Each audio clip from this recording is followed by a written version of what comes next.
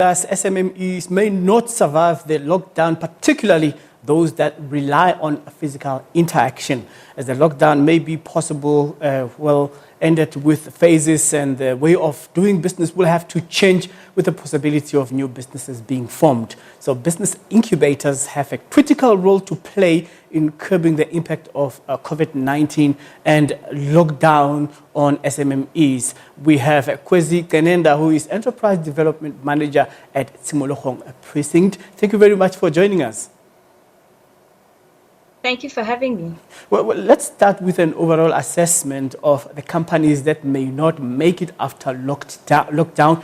Well, from the training and development perspective, when it comes to SMMEs that have to be started and have to kick off, we've realized that a number of failures have been experienced in that field. So given that most of them won't make a comeback, what area do we have to focus on in terms of saying, we need to start companies that are going to be relevant post-lockdown?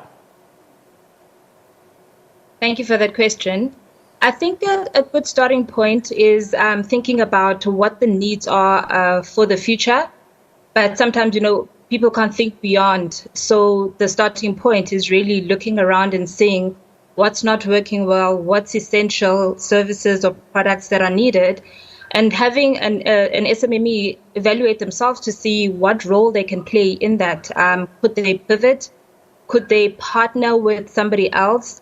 Assessing an entire value chain to see what value they can be able to add right now. That is usually a good starting point.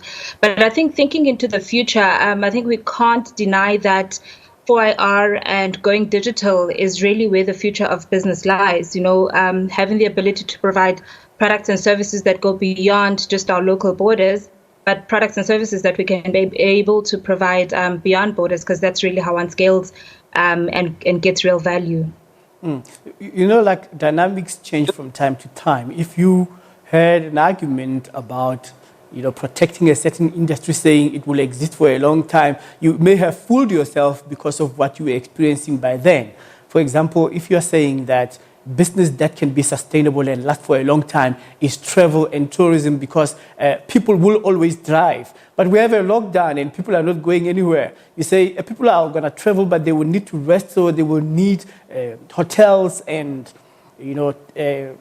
shall I say, B&Bs and so forth. But right now, those industries are struggling. So when dynamics have changed like that, when you have to talk about the tech space, when you talk about new business ideas, there's always been the Me Too attitude that when somebody has a business, the other one can do it as well. Look at people who are manufacturing face masks right now. Everybody is getting into the business. They are advertising, we are manufacturing and we are supplying sanitizers. Many people are going there because they have nowhere to go. So in terms of innovation, where does one start? I think the important thing is that consciousness, right? Being a social citizen, one who's forever looking around to see what's wrong. And I think you raise an important point that in business, you only thrive if you have a niche or if you are presenting a product that is unique or special. And so if you're going to jump on bandwagons, of course, that's not going to serve you. Because opportunity might be there, but within no time, we see that, like you say, everybody's providing sanitizers, everybody's creating masks. However, you have the education space where parents are sitting at home and having to teach their children when some of them are uneducated, some of them don't have the patience to do this, some of them have to work while doing this. So something as simple as being able to offer learning on Zoom, or if you're innovating, providing for example, augmented reality solutions to be able to teach children, or just simple tutoring, these are things that can help one generate money, but it's also a situation of it's a real need because parents are finding themselves having to balance, a life that they never thought they could. It's also, again, about thinking critically, I think this is a time when everybody, be it a home or an SME, you need to sit and think, how do I reflect on what I've been selling? What assets do I have? What skills do I have? And how are they relevant in the space that I sit in right now? So if you were a trucking business that was, delivering scrap metal, for example, people are struggling with having to collect, to deliver some essential goods. So why are you not partnering with other people where you can be able to use your assets or your skills to be able to generate income or get into industries that you otherwise wouldn't have gotten on? So it always starts with taking that step back, which I think is what COVID has forced a lot of us to do. So some of us cringed and went into a mental state because of it, but other people were able to identify the gaps. And I think that's where we see the difference between people who just take opportunities because entrepreneurship is the next in thing, and people who are real entrepreneurs. Entrepreneurs are constantly looking for the next opportunity and then seeing how to maximize it. Sometimes for the short term and other times for longer gains. Right. So when we're talking about the role of incubators during this time around, how is Tshimologong supporting entrepreneurs now? Yeah. So, the role of incubators and how we see ourselves as Tshimologong is that we're an ecosystem. We don't believe that we have capacity to support every single entrepreneurial need or every single entrepreneur in Gauteng, let alone Braamfontein. So our belief is that we bring different partners together.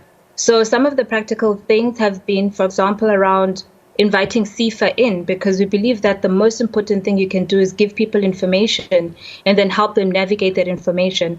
So you bring CIFA in, like this is a practical thing we've done, to get them to workshop our entrepreneurs on the funding opportunities available for them. We've done workshops, for example, on tech subjects, so that people are able to see what technologies they can leverage pretty easily, things like 3D printing, for example.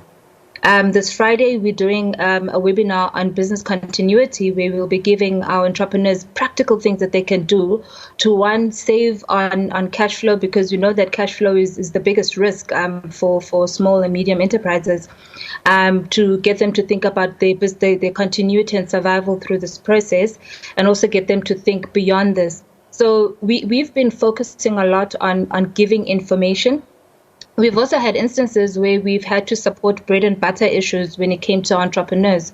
So just at a practical level, the coffee shop that is dependent on selling coffee to staff and people around Braamfontein, we ran a campaign where we all pre-booked our coffees and meals so that the owner of the coffee shop could be able to have income to keep his staff around and be able to maintain his business while he was not able to operate. And we are assisting him to start thinking differently about how to offer his service, where at some point he had to stay home, but now he can do food deliveries, So it's also about getting people to start thinking differently and pivoting. And that's what we've done. And we also obviously engaging our corporate partners to see how they support. So we've got 2 partners starting next month. The one is by JP Morgan, where we're taking women and we're transitioning their non-tech business into digital and tech businesses, getting them to leverage the efficiency that comes from using technology in their businesses and digitize and be less manual. We've also got a program that we're running, the Tech Accelerator with IBM, where it's again getting our tech entrepreneurs to get skilled and accredited in deep tech, which they can then use to build products, but also be able to offer into the larger corporates. So it's very much about education. It's very much about providing information so that people are able to navigate the challenges that are facing all of us, including Tshimologong, because we ourselves are a startup. All right, just very quickly, how can somebody who's interested to get this kind of information and be educated contact you? All right. So our social media handles. So we are on all social media. We are always posting invitations to these webinars, but also our website, tshimologong.joburg. We're constantly feeding it with our events and information as well in order to support our entrepreneurs. All right. Hopefully, we'll be able to break down the kind of sectors you are grooming and developing people on. Due to the interest of time, we're going to have to let you go. But we'll have to follow up in terms of people who are in different specialities in the world of business would surely want to know the way forward. More so that businesses are not going to come back, given the prediction by SARS, that some of them are in insolvency and maybe liquidated, and they will not make it post-lockdown. So this information is very important. But thank you very much for making time to speak to us.